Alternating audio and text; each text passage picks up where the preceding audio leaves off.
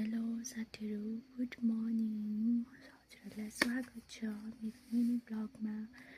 म चाहिँ उठिसकेँ र अब यहाँनिर बेडहरू मिलाउने छु। आज चाहिँ हाम्रोमा लाइन पनि छैन। हजुरहरूकोतिर लाइन छ कि छैन होला। अब म चाहिँ उठिसकेँ, अब उठेर बेडहरू मिलाउँछु।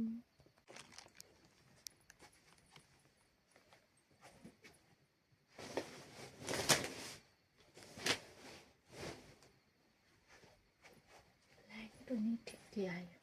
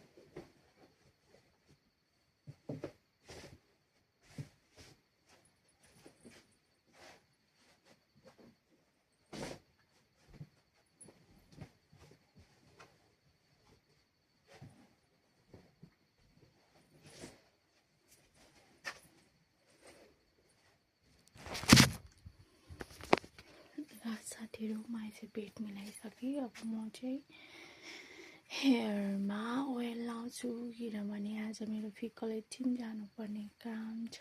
त्यही भएर मैले गर्ने अनि जाने कपाल कालो त्यस्तो भइरहेछ।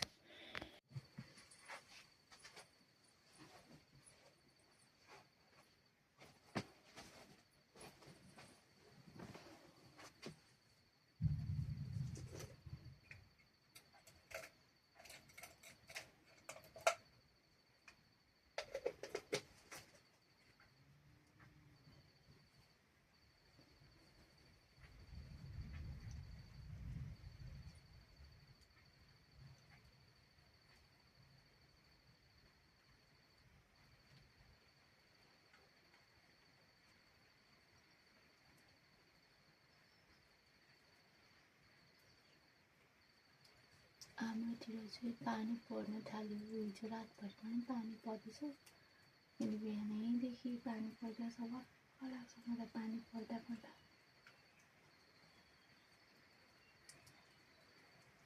लुगाहरू नसुकेर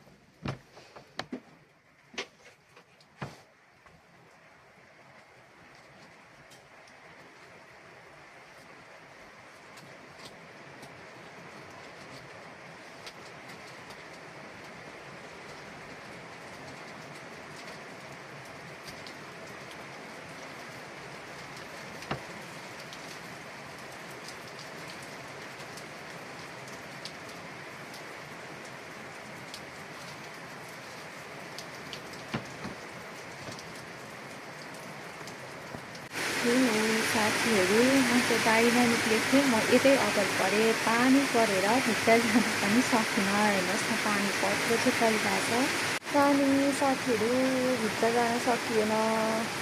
बल्ल बल्ल म भिज्दै उड्दै भए पनि भित्र चाहिँ आइपुगेँ। अब म चाहिँ मेरो पूजा पाठतिर लाग्छु। पानी चाहिँ यति आइरहेछ फक्कै लाग्दो। म चाहिँ पूजा पाठ गर्नलाई लागेँ।